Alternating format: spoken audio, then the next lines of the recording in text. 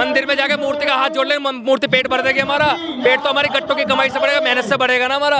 हिंदू खतरे में नरेंद्र मोदी से, आरएसएस से है। ये जो कच्चा पहन के निकल जावे है ना, तो ये कच्चाधारी जो है ये लोगों का पागल बनावे हैं। तो एक दिन में ये सारे जेल के अंदर मिलेंगे।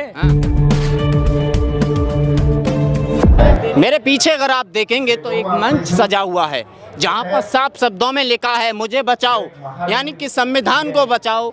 दूसरी तरफ लिखा है मुझे हटाओ, यानी कि ईवीएम को हटाओ। कहते हैं कि बीजेपी से संविधान को खतरा है। मेरे साथ अभी अंकित प्रधान मौजूद हैं।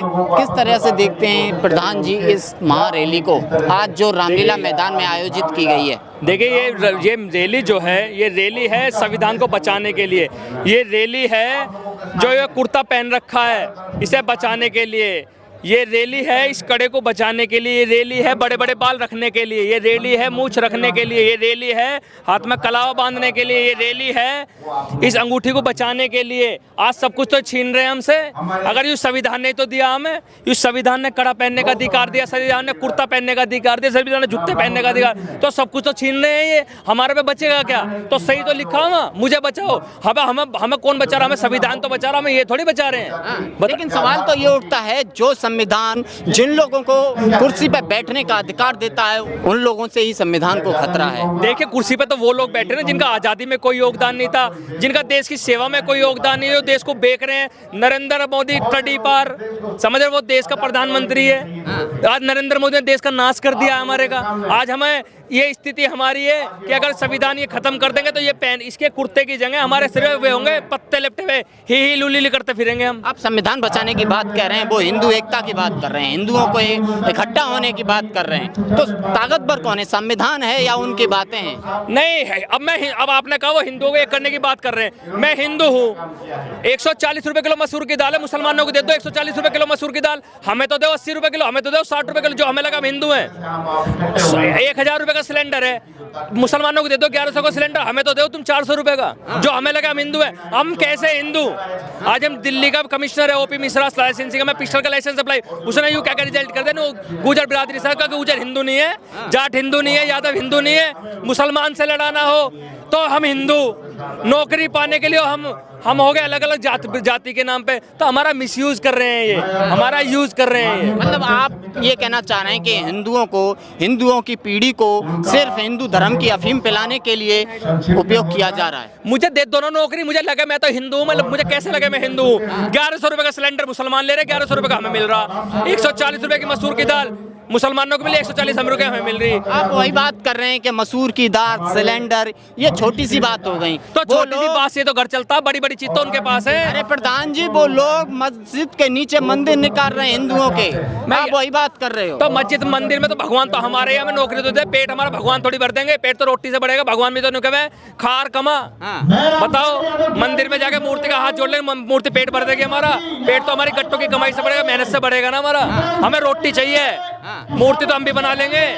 लेकिन सवाल ये उठता है, आप लोग ईवीएम पे भी सवाल उठा देते हैं, लेकिन विपक्ष की सरकारें जब राज्यों में बन जाएं तो वहाँ पे कहते हैं कि वहाँ पे मजबूत सरकार। देखो नरेंद्र मोदी चोर है, अमित शाह चोर है, ईवीएम से जीत रहे हैं। ईवीएम अगर हटा देंगे ना तो एक दिन में ये सारे जेल के अंदर मिलेंगे। ये मैं आपसे बताना चाहता हूँ। मजबूत नेता है वो, मजबूत नहीं, देश ने तो बड़े बड़े तानाशाही लाते। जिस दिन पब्लिक जागेगी ना, इनके घरों में घुस जाएगी। प्रधानमंत्री घर में, हाउस में नरेंद्र मोदी के, उसमें अमित शाह के घर में, राजस्थान, इन सब के घर में पब्लिक घुस जाएगी।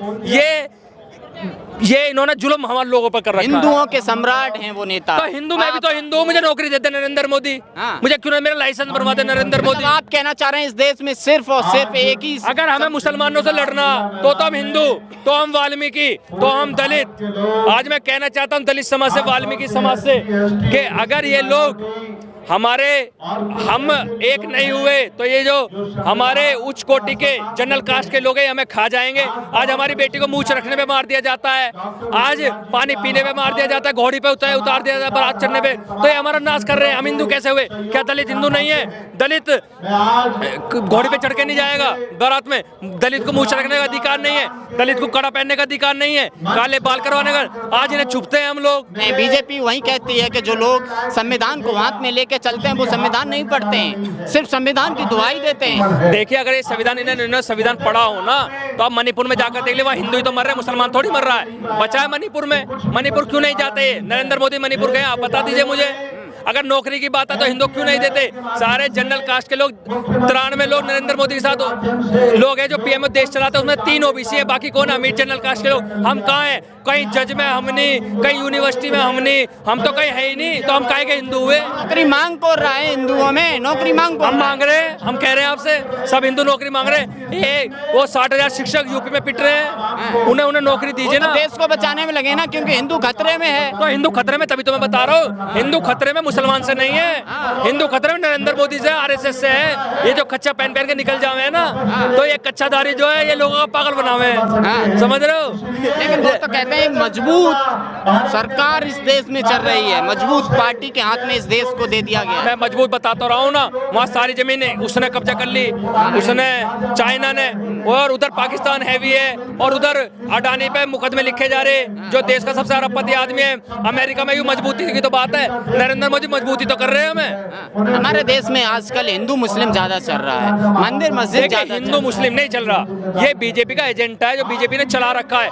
ये कहीं ना कहीं जबरदस्ती। अब हिंदू मुसलमान संभल में तो नहीं हुआ, संभल में सीधा डायरेक्ट पुलिस से गोली चलवा दी इन्होंने। तो जो हमारे रक्षक हैं वही भक्षक हो रहे हैं, वही हमें मार रहे हैं, तो हम करें क्या? लेकिन सवाल तो ये उठता है ना कि निचली अदालतें अगर इस तरीके के आदेश को पारित करेंगी तो वो तो सरकार के हाथ में है ना, अदालत। देखिए, ये जितने भी हमारे देश के जज हैं वो भी उनके हाथ में है, सारा कोलिजियम सिस्टम वहाँ से ही चलता है। आप ये बता दीजिए सुप्रीम कोर्ट में कितने जज हमारे हैं, और ये बता दीजिए हाई कोर्ट में कितने, किसी स्टेट के बता दीजिए। हम कहीं भी नहीं है। आज मेरी किसी मुसलमान से लड़ाई हो जाए तो मुझे कितने लोग जज वो जमानत दे रहे हैं। आज सबसे ज्यादा हिंदू समाज जेल में है, आप सर्वे निकाल लीजिए, मुस्लिम समाज कितना जेल में, तो हिंदुओं को जमानत देना है। तो फिर वो हिंदुओं को मुसलमानों को काहे के लिए टारगेट? भाई साहब, हड़पने के लिए, अमीर जनरल कास्ट को आगे बढ़ाने के लिए, हमें गुलाम बनाने के लिए। आज हम एक तरीके गुलामी, तो अंग्रेज तो चले गए, लेकिन है तो हम गुलामी, ये इसलिए हमने बना रखा है इन्होंने हमें। लेकिन बीजेपी की सरकार के बारे में कहा जाता है कि हमारा देश 5वीं अर्थव्यवस्था बनने जा रहा है, किस तरह से देखते हैं? क्या बनने जा रहा है? 5वीं अर्थव्यवस्था। देखिए, 5वीं अर्थव्यवस्था बता तो दिया मैंने। मणिपुर में जैसे हमारी औरतें नंगी घूम रही है, तो ये 5वीं अर्थव्यवस्था ही तो है। आप देख लीजिए कि जो अडानी जो देश का घोटाला कर रहा है, 2000 करोड़ का घोटाला कर रहा है, उसमें मुकदमा लिखा जा रहा है अमेरिका, ये विश्व गुरु ही तो है, 5वीं अर्थव्यवस्था ही तो है। आज मुसलमान से लड़ाने के लिए हमारा यूज करा जा रहा है हिंदुओं का, और हिंदुओं को नौकरी के नाम पे बहला रहे, फुकला रहे, लॉलीपॉप दे रहे हैं। मुझे नौकरी चाहिए ना, मेरा पेट तो नौकरी जबर देना, हिंदुओं को नौकरी, मुसलमानों को फांसी चढ़ा दे, लेकिन हमें नौकरी दे तब हमारा घर चलेगा। क्यों नहीं देता नरेंद्र मोदी नौकरी? नौकरी पे बात करे शिक्षा पे।